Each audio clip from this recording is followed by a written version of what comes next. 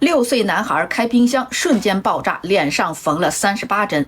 这个东西如果放在冰箱里面，堪比炸弹。近日，上海嘉定区的一名男孩从冰箱中拿出来一罐冰冻可乐，开启的一瞬间发生了爆炸，气体的冲击力喷到了脸上，易拉罐拉环直接划伤了孩子的脸，导致脸部严重受伤，缝了38针。那可能很多人都很疑惑，说好好的可乐怎么会爆炸呢？其实可乐是无辜的，错的不是可乐，而是把它放在了冷冻层。